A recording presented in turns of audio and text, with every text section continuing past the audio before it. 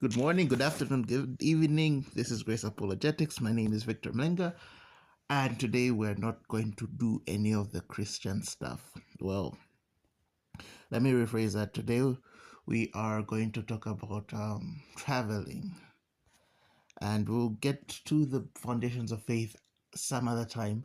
But in this episode, I just want to share my experience traveling for the first time, and I don't know why I said and. Sometimes it's just like a click, just like and.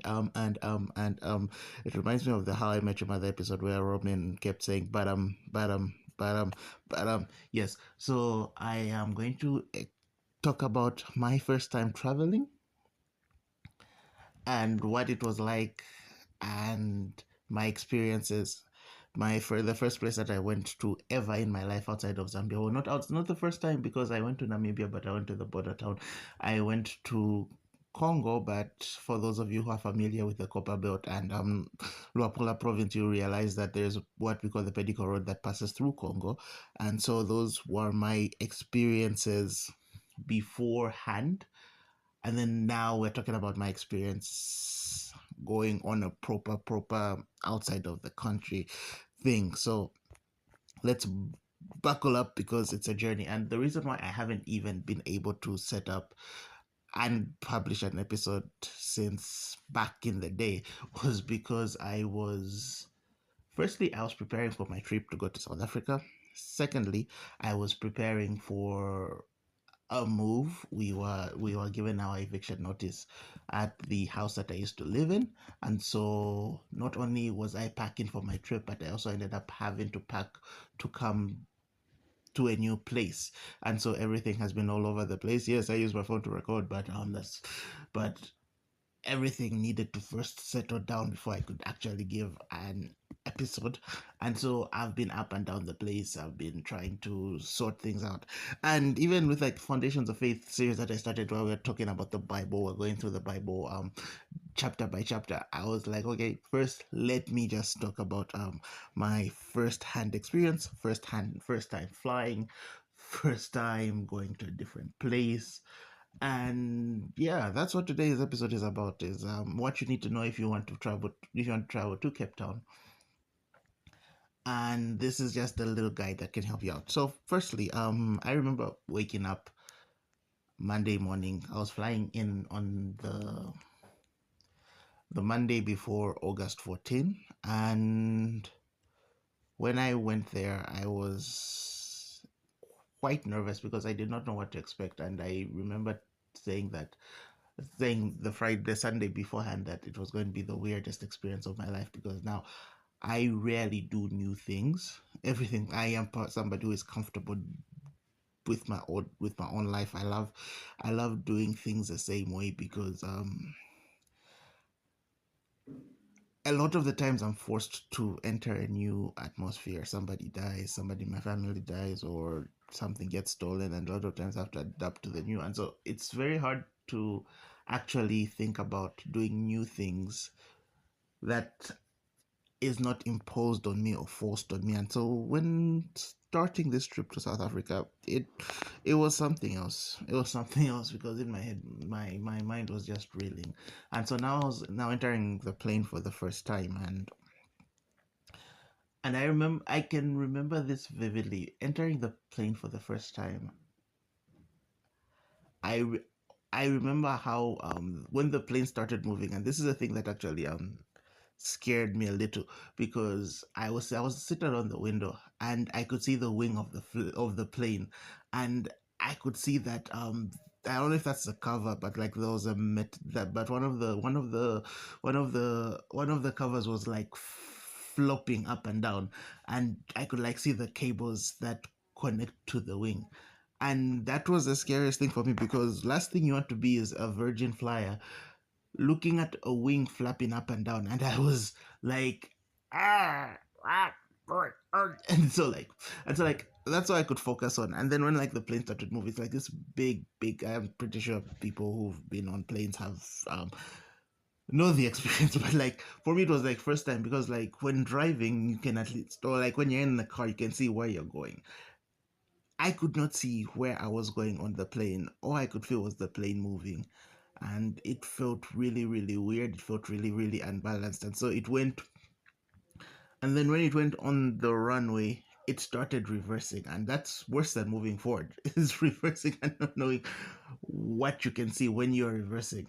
And so now it reverses and it starts to pick up speed. It starts to pick up speed. It starts to pick up speed.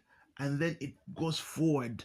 It goes forward really quickly. And then it goes it then like flies up. And that, to this day, I would say, was the most prayerful that I was, because I did not know. Wow. It was like I could literally feel my soul leaving my body. It was the weirdest thing. It was the weirdest thing to experience, because it's like, what's happening here? And the plane is ascending so fast and it's going so high. And then, I'm looking around. I'm looking around to see if there's anybody who is feeling the same way I'm feeling. Everybody is calm, everybody is sleeping, everybody is just in their own element. And I was like, am I the only novice here? And so like and so like when the plane was level, it's like the pilot was trying to to balance the plane in the air. And I died. Literally, I felt myself die. That was the closest to an outer body experience that I have. And I even recorded the ascent. Because it scared the living daylights out of me.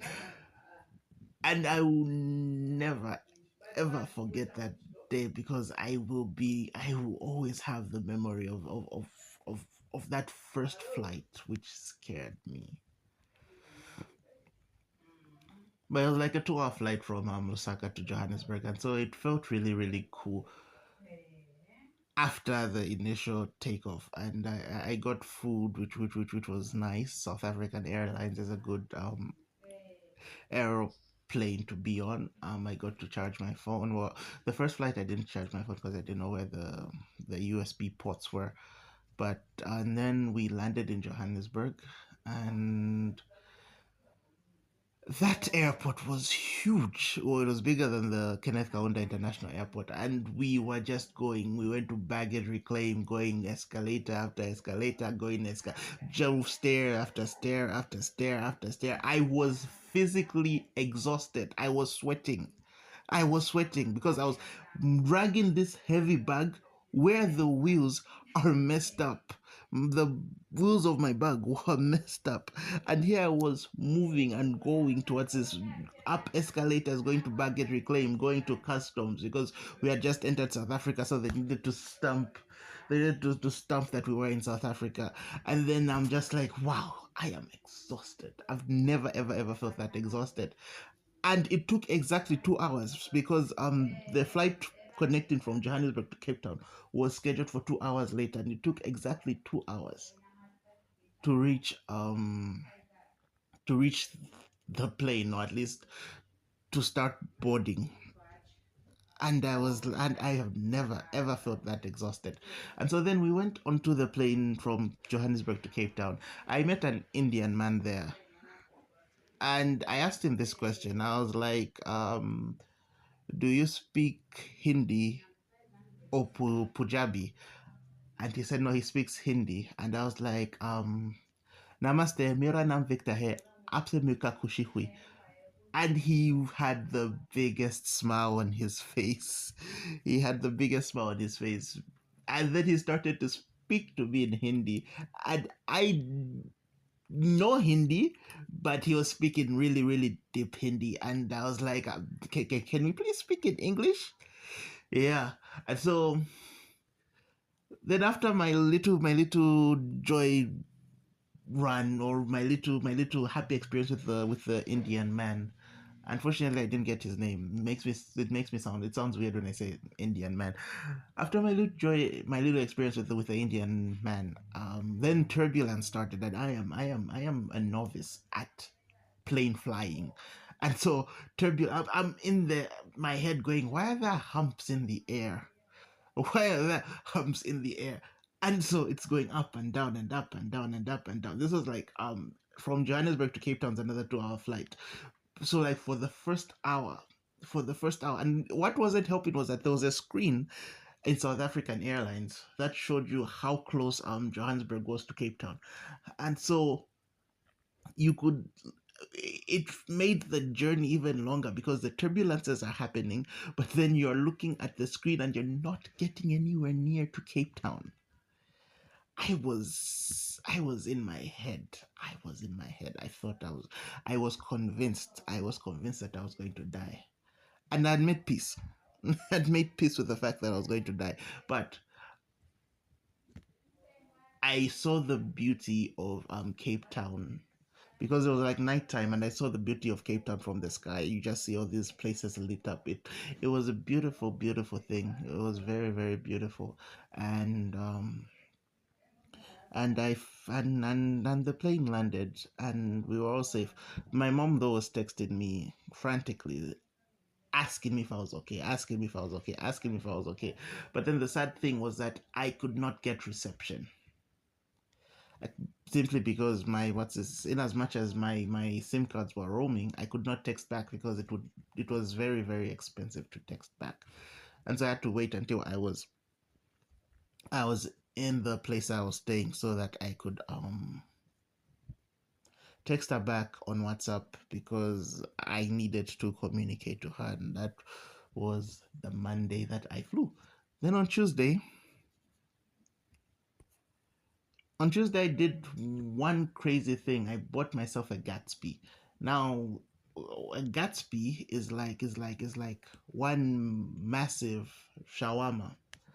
And what's worse is that I went for the biggest one, and person who the person who made it, or rather the waiter who was waiting me, was telling me that no, you should not buy this one because you're not going to finish it. And I was like, look at me, I'm a big boy, I can finish. You can't tell me I can't finish food. And he just like cut cut a little cut it in 6 pieces, and he gave me the first one, and he was like, okay, if you can finish this one, I'll give you. And I finished the first one, and then I failed to finish the second one, and I yielded, and I told him that no, you can just pack it for me. So if you're in South Africa, I would strongly, strongly, strongly recommend a Gatsby.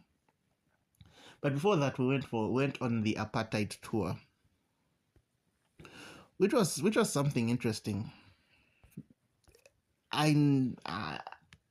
you read about apartheid, you know what apartheid is in theory, but then when you actually see the ruins, I'll use the word ruins to yeah, because the thing about Cape Town is you can still see the history of the place. And so when you look at, like, there was a bench that I saw that was written non-whites and whites. So there were certain benches that were for white people, and there were benches for non-whites. And this was the funniest thing I heard, is that they determined your whiteness or your blackness based off of a pencil. So they would put a pencil in your hair, and if it's stuck, you were deemed to be black. If it stuck for a little, then fell off. And pardon me, I know this is not a politically correct word everywhere, but in Africa, someone who is of mixed race, somebody who is of a black father and a white mother, or a white father and a black mother, is called a colored. And so I use the term colored liberally. White people in Zambia use the word colored liberally. White people in South Africa use the word colored liberally. So when we say colored, we are not implying racism. We're just That's how we call people of mixed race here. So if the pencil stuck and did not fall off, or if the pencil stuck for a bit and then fell off, you are deemed to be a colored. But if you if a pencil was to put in your head and it just fell off instantly, you were determined to be white. And so your whiteness or your blackness was dependent on a pencil.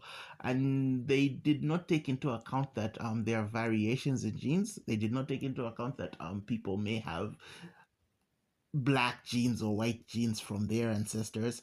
And so it caused for a lot of controversy where this one girl's family was she appeared darker than her parents actually were. And so she was forced out of the white schools and actually forced out of her family. Eventually she ended up marrying a black man, and that's another story for another day. Honestly, I forget what the story was, but it was actually interesting looking at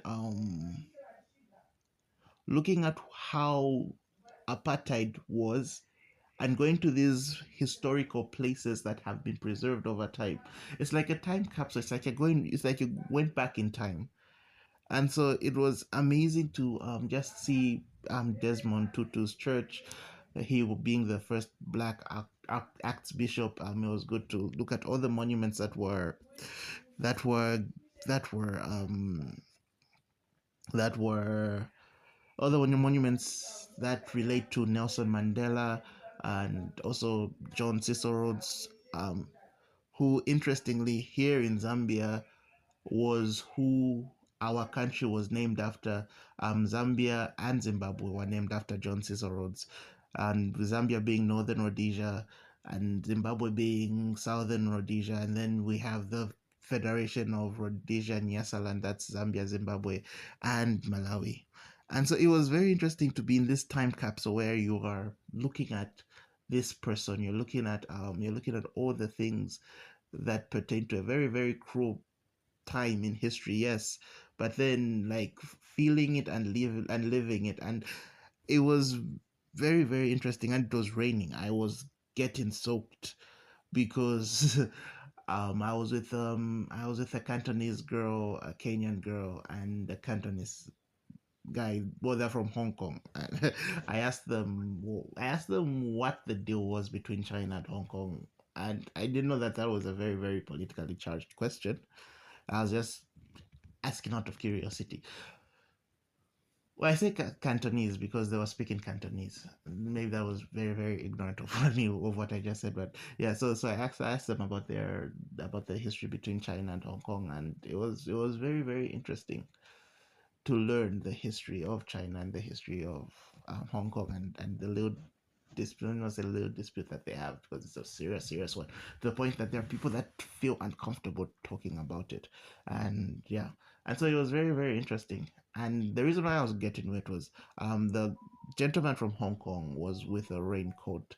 I was sharing an umbrella with firstly the Kenyan girl, but then it made no sense. I just gave it to her. Then I was sharing an umbrella with a girl from Hong Kong, and also did make sense. I just gave her, and so I was just there getting soaked rather. But and that was my Tuesday. Wednesday, I went to do my biomeds for my visa. That was my whole purpose of going to Cape Town rather. And then afterwards, I went to the aquarium. Wait, before I even go further, on Tuesday night, I went to a comedy show, a stand-up comedy show that was hosted by the place that I was staying at. And a lot of South African humor is race related. I guess I guess it makes sense because Cape Town is a very, very diverse place, but a lot of the a lot of the humor was race related. And not saying that race humor is bad. I love a good racial joke, not racist, but racial joke.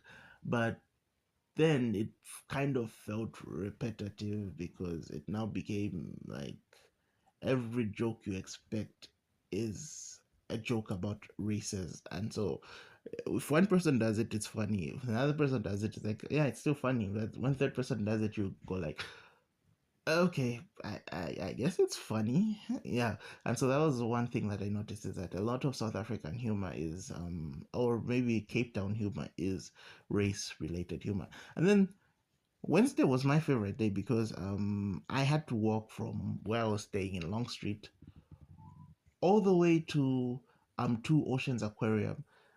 And I didn't know where I was going because I could not use Google Maps. And I didn't want to use transport because I did not use to rent transport because I didn't know how long, I didn't know how much I was going to spend on transport. And so I walked from where I stayed in Long Street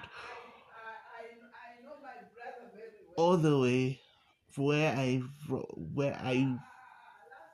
sorry about that.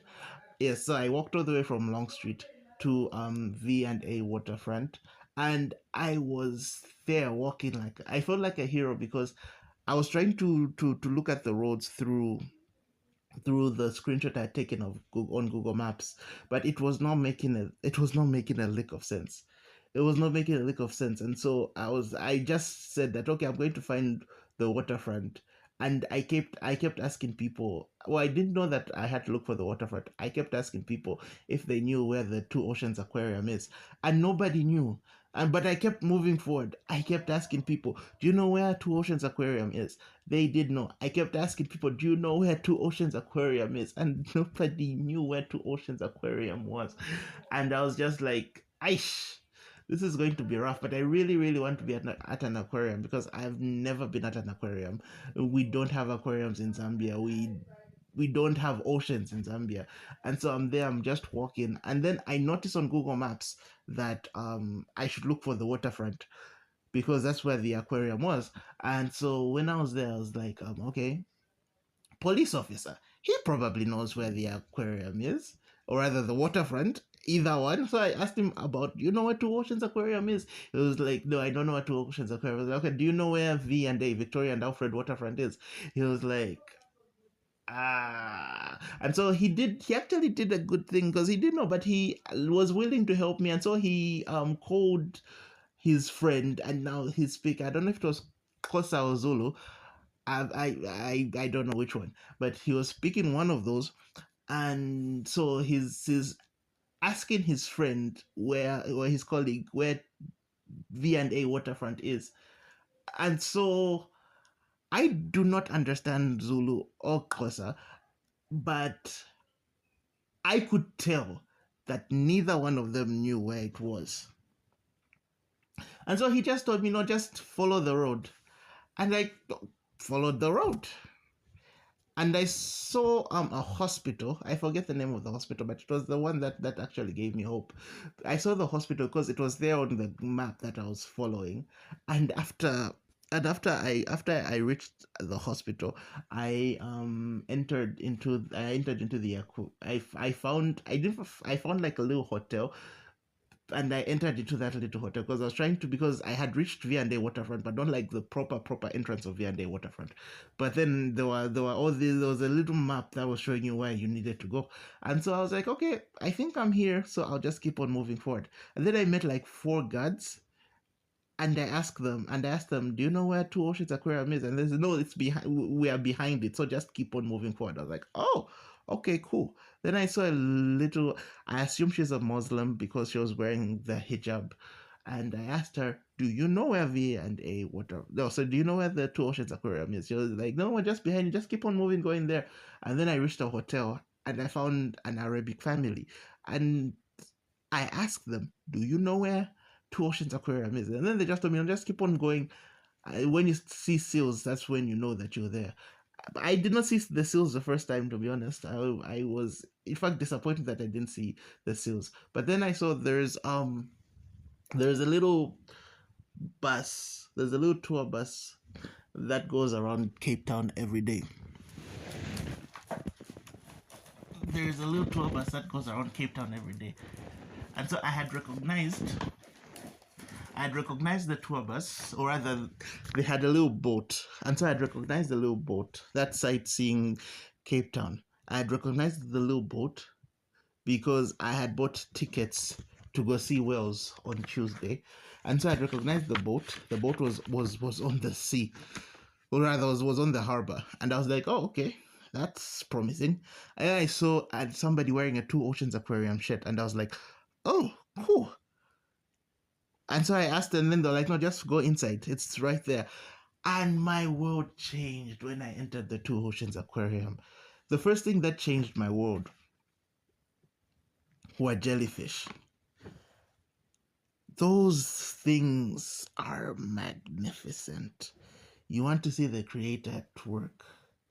It goes to Psalm 19, saying the heavens proclaim his the heavens speak of his glory day by day. It utters speech night by night, and that was where I was, because looking at jellyfish are very, very, very unique.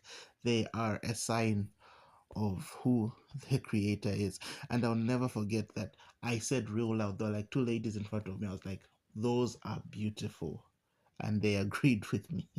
I hope I wasn't being a creep. Yeah. And so I kept going. I wanted to see sharks, but then I got afraid, because like now we like entered the part of the aquarium where like where you're under, and the thing that's on top of you is the water and the sharks. I felt scared. I was like, okay. And there was this lady that was with her husband, and she had walked further than her husband. I was like, okay, like, lady, you're my little buffer. And so we went towards this. We went to see her. And oh, sorry, I went with her past the sharks. But then it was then like I was just stunned by looking at all the aquarium life, and I was aquamarine life, whichever, and I was just in awe, and my life changed at the aquarium. And then I walked all the way back like a victor, and pun definitely intended, because I felt amazing that I managed to navigate a town that I'd never been to before, a city I'd never been to before, from Long Street to the V&A waterfront. And I learned that Cape Town's actually a very easy city, because where I was living, you have town center. I believe that was town center, because you have Long Street, you have Strand,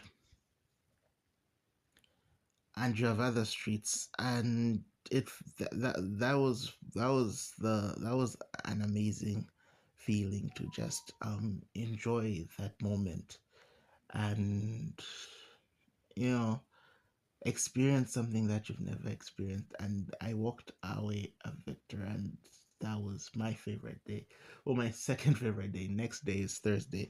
I had bought tickets to go see Wells. But funny thing is that I was almost late, because I had left something in my room.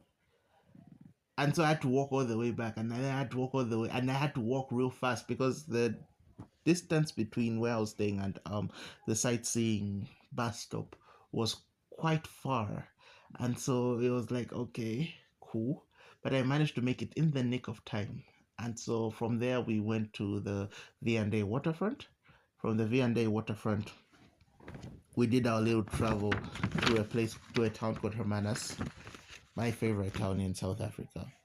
And so we moved from the V&A waterfront, and when we went to have breakfast, there was this. That was first time I was the only black person in any scenario, which was very, very interesting. We say we don't see color. I don't see color too, but it just felt interesting being the only black person in an all white scenario. And so and I got over it very quickly, but it was just something that was interesting. There was this lady that we were warming together. We were warming together by the fireplace, because it was really cold that morning. And like with the Indian man, I chose to practice my Spanish there. And she asked me, "Are you here by yourself?" I was like, "Yeah, I'm here by myself." Then I asked her, "Are you here by yourself?" She was like, "No, I'm here with my mom and my grandma and my mom's friend." And she was like, and she said that she doesn't travel alone. She had told me that she was Spanish, so I said, "Poke," and answered me without skipping a beat. And in my head, I was like, did she hear what I said? And then I asked her, did you hear what I said? She was like, what did you say? I said poke, and she was like, oh yeah, no, I didn't really notice. And I was like, mi amo Victor. And then she's like, ah, Victor. She was like, so Isabella. And it was this whole thing where it's like, where she was like, you speak good Spanish. I like how you construct sentences. I think she was being kind though. But it was cool. Then like we went to we went to Hermanus, but we did not book a boat. I say we like I was with somebody. I know but that our most of our group did not book a boat.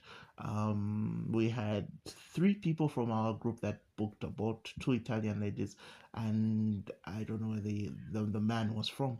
And then for the people that did not book a boat to see whales, they went to a wine tasting. I went to the wine tasting as well because my stance on alcohol is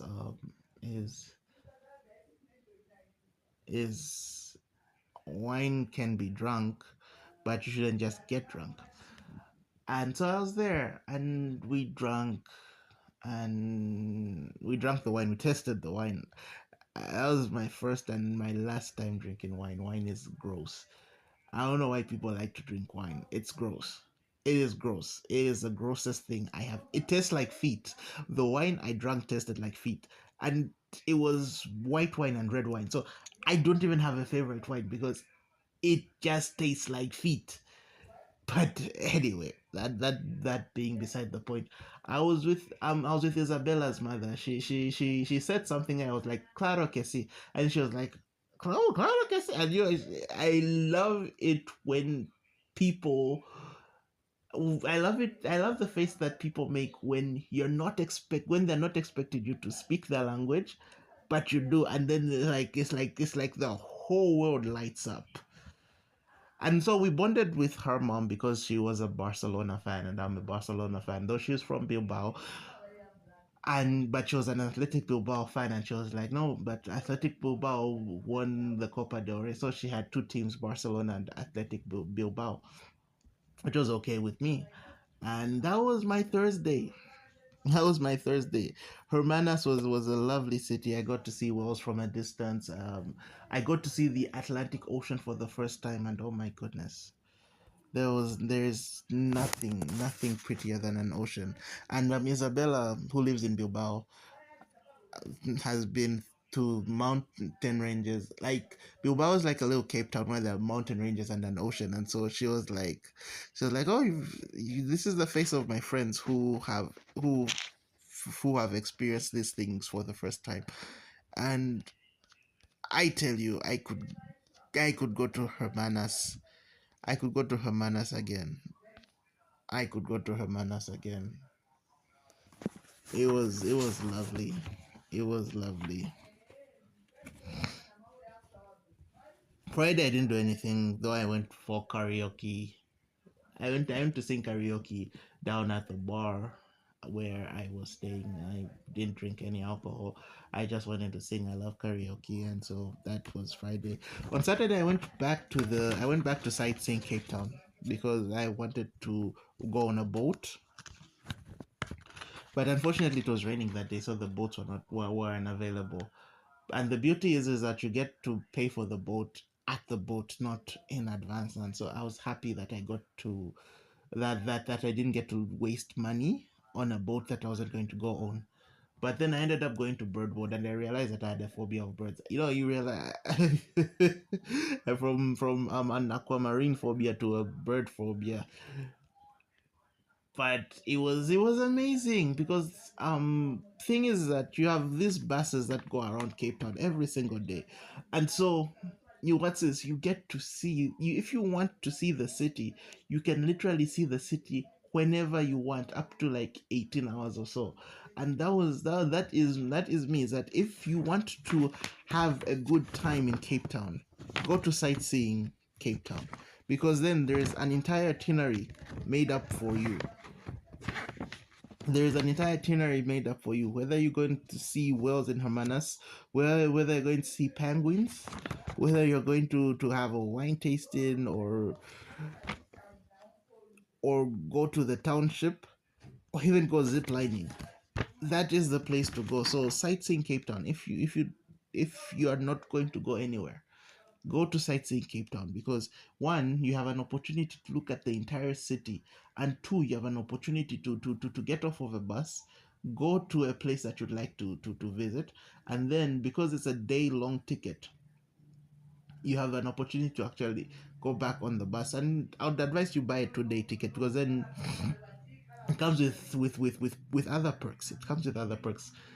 On Sunday was extremely sunny, and there were people that were skydiving and stuff. And I finally went on the boat, and I was now thinking that it was going to capsize, and I don't know if I can swim in an ocean.